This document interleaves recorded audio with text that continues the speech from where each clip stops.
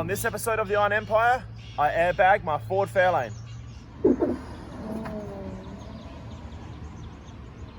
This is my 1997 NL Fairlane. It's got a little bit of sentimental value to it. It was my dad's car, then I went to my cousin, and then back to me. So it's been in the family for probably, I don't know, nearly 15 years, I guess.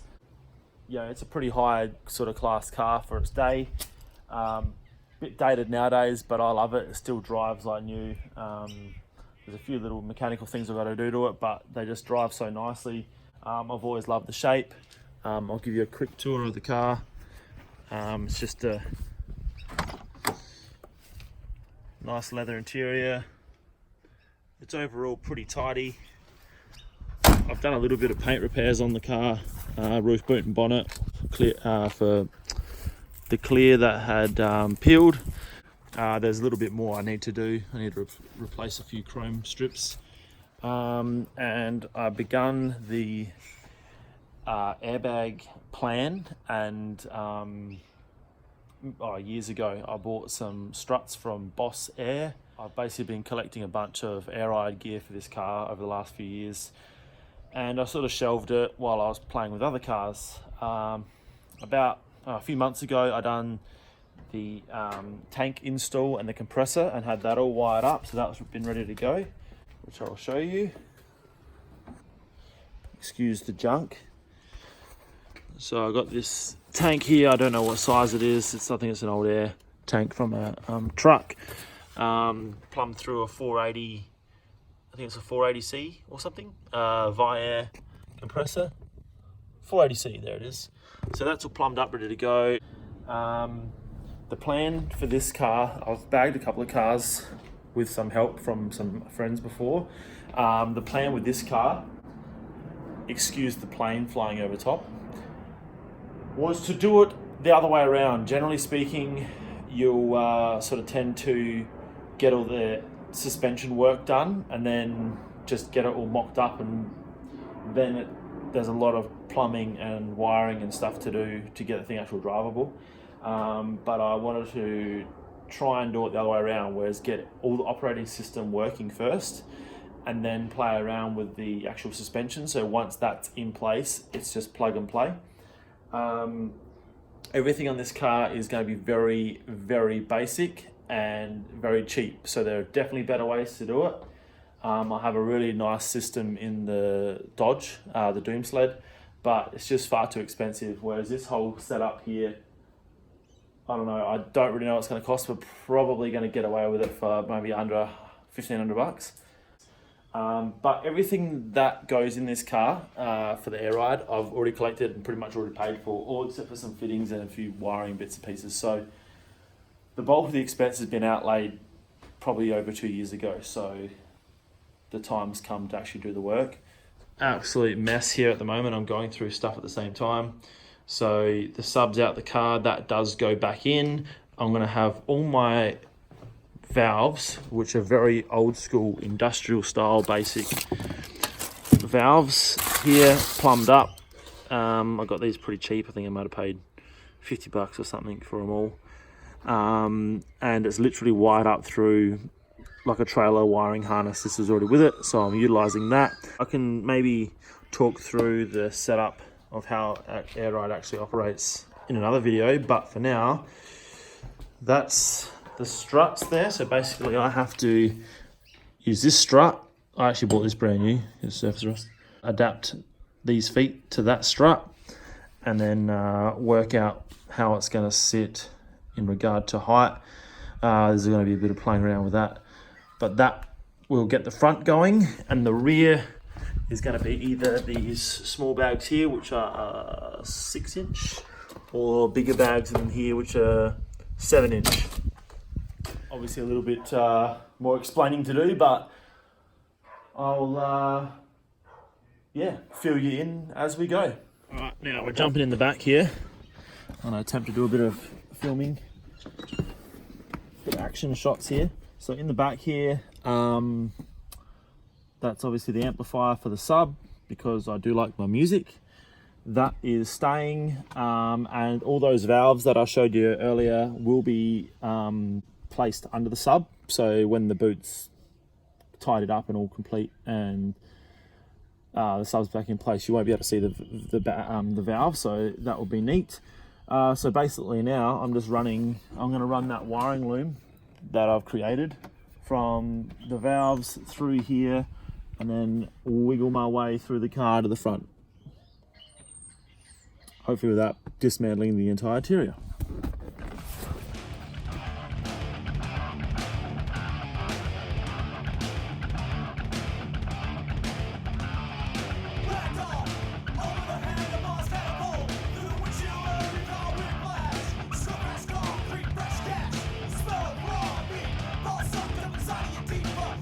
Well then, I've spent the last couple of nights just when I get a bit of time here and there to finish up some wiring.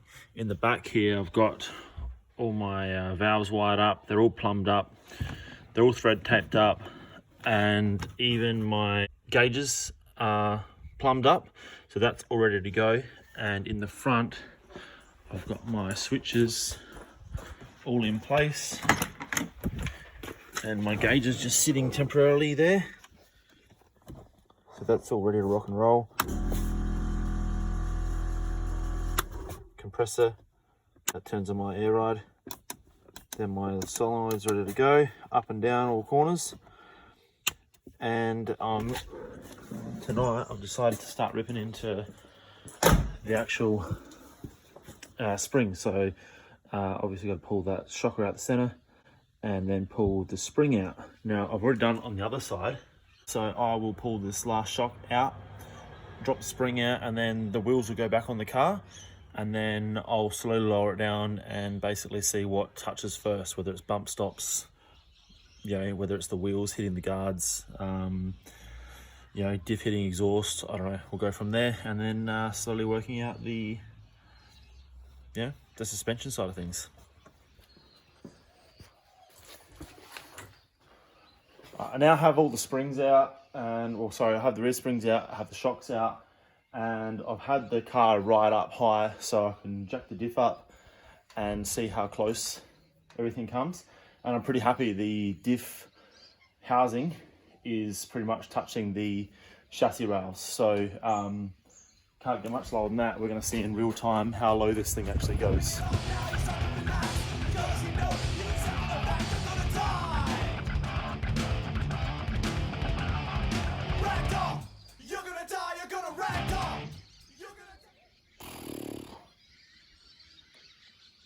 I think that's pretty much it. I'll just make sure there's no juice left in this jack. That's it, she on the floor.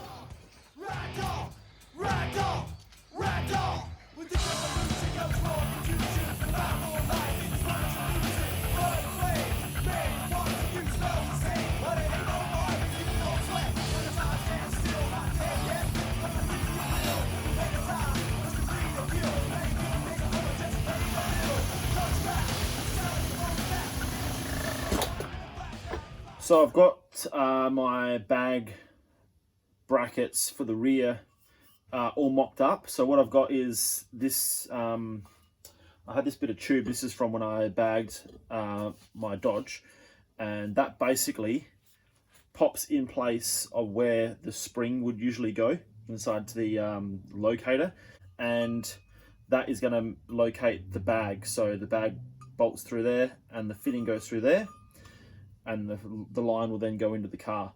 As of right now, there are no other kits available. So I'm doing a home job, and yeah, I'll keep chipping away and see if we can get this thing down.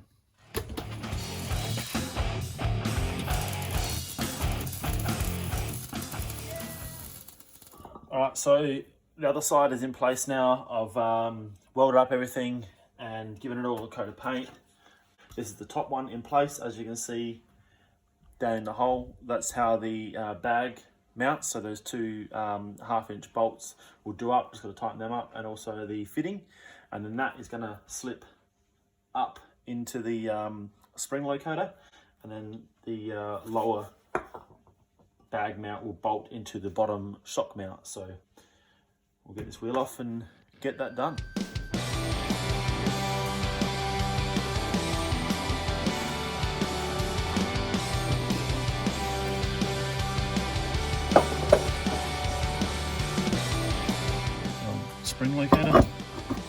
See what pops up in there.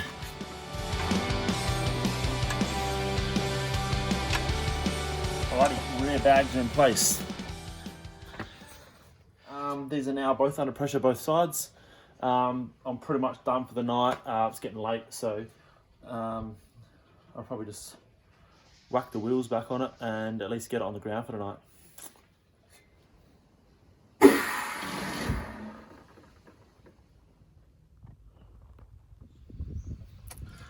It's the next day, and I decided that I'd take the car for a quick spin just to the car wash and give it a hose off. And it was running, and then all of a sudden it cut out, and I'm chasing problems like ignition and all sorts of shit under the bonnet until I had a bit of a thought.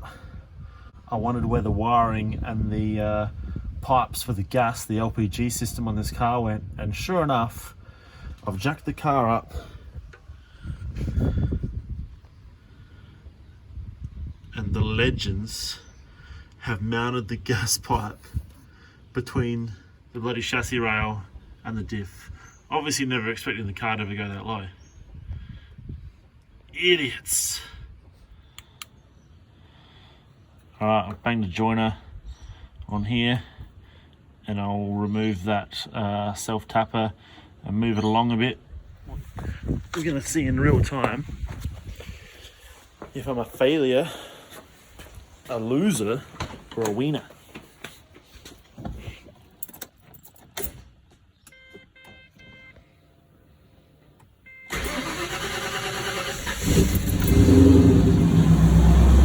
Winner!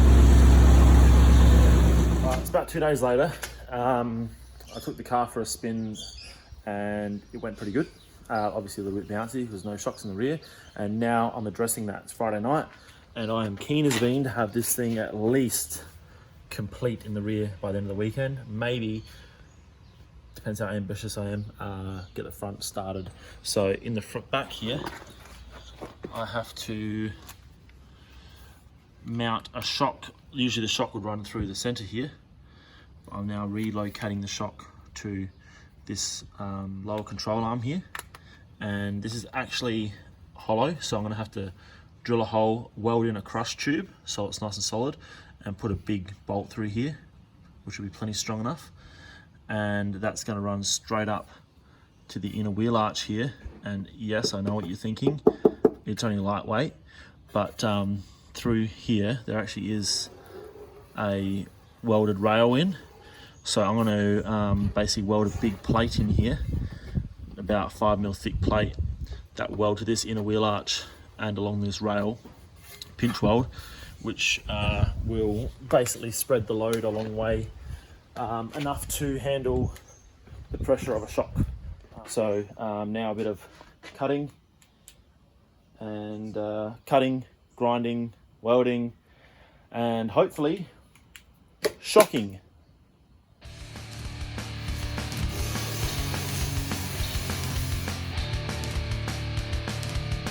Well, I've decided to go with a bolt-on style bracket because that way the car can be reverted back to original easily, and also I can replicate this if anyone else wanted to bag one of these without actually welding on the vehicle. I've got it all screwed into place, so a couple of Tech screws should be plenty strong enough to hold this shock mount. I'm only kidding. I've actually just screwed it in there just so I can drill the last pilot hole from the rear. Then I'll be enlarging the holes to some big heavy duty nuts and bolts.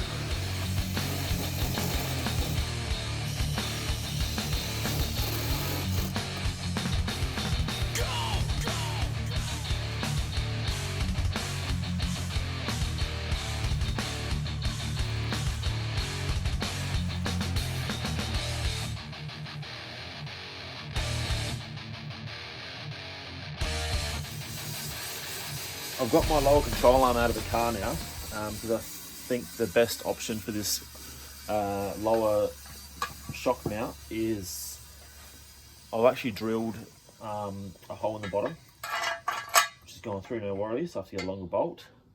The underside of this being hollow, I found a perfect spacer here. This actually come out of an old that's an old bush that was knackered. So I'm going to cut that in half, and that will do 2 of these.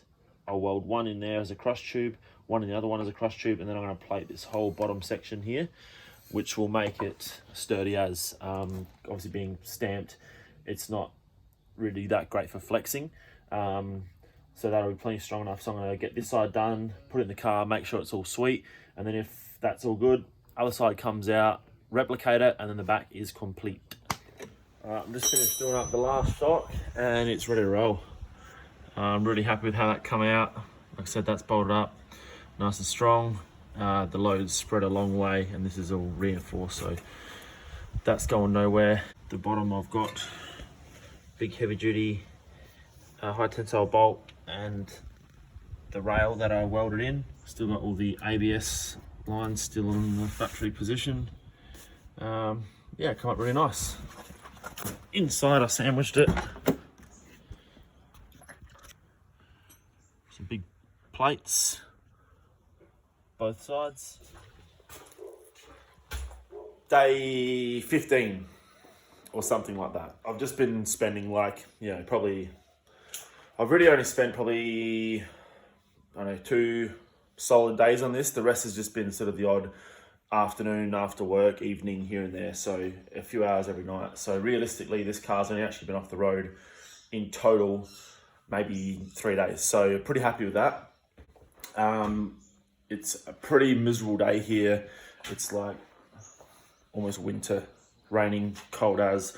I was going to be up my block this today doing a bit of roofing, but that's not going to happen because it's miserable. So I may as well get stuck into the front end of this car. Yeah, I'm going to start fabbing up, got to shift some things, and yeah, see if I can get the front end of this thing down. Okay, so I've got the front end torn down in this thing, and I was hoping I was going to be able to just bang the strut in with the modified feet and it was all going to fit. I was low-key hoping that was going to happen, but turns out it's not, because, which is what I've sort of expected, this hole here is too small for an airbag to fit through. A bag is a fair bit wider than the spring. So what I'd actually prepared to do was to use an AU Falcon upper control arm, which, as you can see, are cast, and they're a lot narrower, and they will accommodate the bag easily. All right, so I've had a couple of little spaces machined up, which will convert an AU arm to work like an E-series arm, but I've got to put this bushing in here, which will take the ball joint, because the ball joint on an E-series is on the spindle, and on the AU, the ball joint is on the upper control arm. I've got to knock it in and then give it a couple of tack welds so it's in place, and that will basically gain my clearance. So yeah, pretty much now I'm going to clean this up,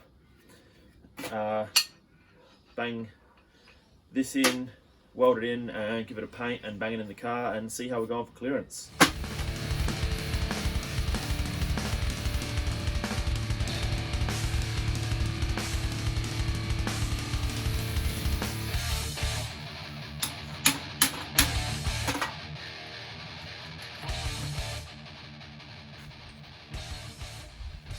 It's 3 days later. I've pretty much been spending, oh man, I probably spent 2.5 days, or 2 days and a night just playing with the front of this thing, trying to get the thing to sit low and trying the strut to work, and it would not, for the life of me, I could not get it to work. There's so many angles, clearance issues, all sorts, and it was just in and out for just hours on end.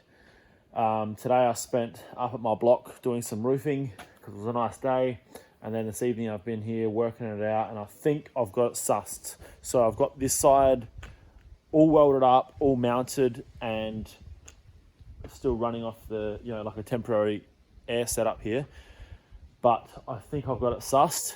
If it goes to the floor now, no clearance issues, then I can replicate this with the other side. Touch wood, the other side should be quick now that I've nutted it out. It's been a nightmare. So Anyway, I'm about to put it down, so let's see how it goes.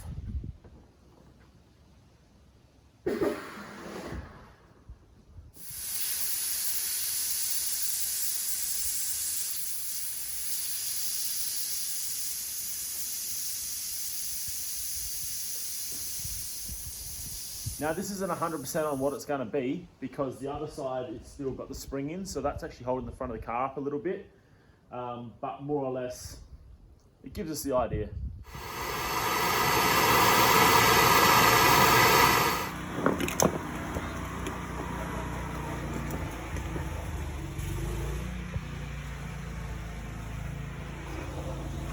Fail. It's fighting me hardcore. This is like stuck in the sleeve here, like all corroded up or something, I don't know. Won't even smack out with a hammer. Just got to keep persisting.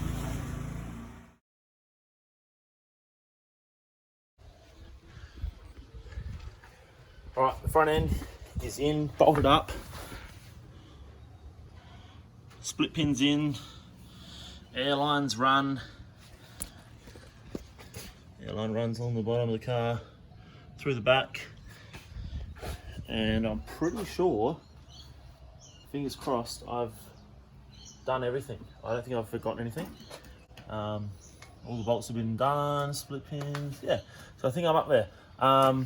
There's so many things that I've touched, so I'm just a bit paranoid that I've forgotten something, but there will obviously be some sort of bugs to iron out, but yeah, basically it's go time. I'm ready to put the back end down, lift the front back up, put the wheels on, and then let it stand up on its own for the first time. So we'll do that now. It's 5 o'clock. I've been going since 8 this morning.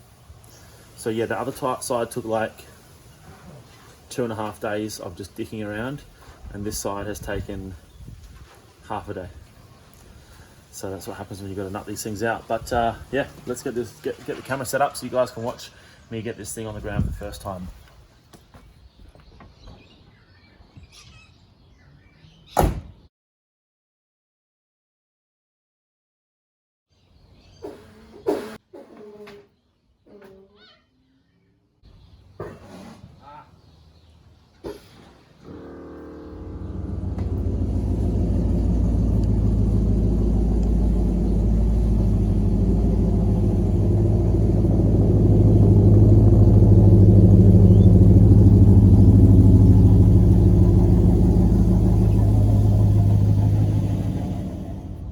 Alright, well I've backed out the driveway, I'm ready to roll. Look, there's some fine tuning to do, but first run around the block and we'll see how we go.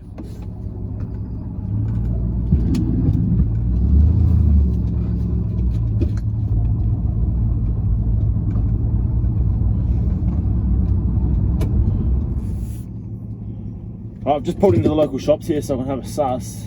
A few little issues that I've got to overcome, which were sort of expected. So yeah, I'll get out and we'll lay her out and see what she looks like somewhere other than the driveway.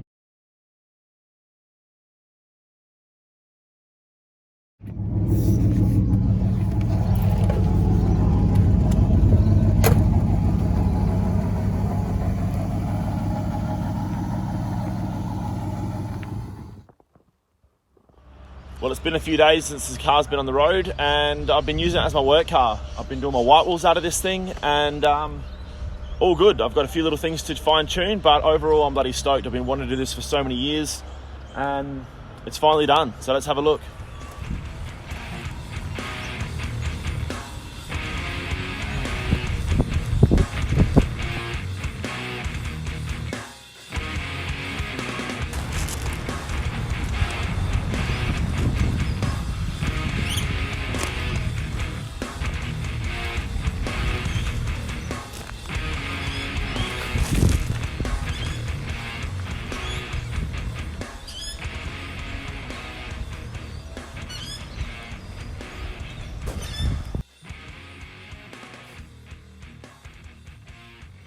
Well, that wraps up another episode of the Iron Empire.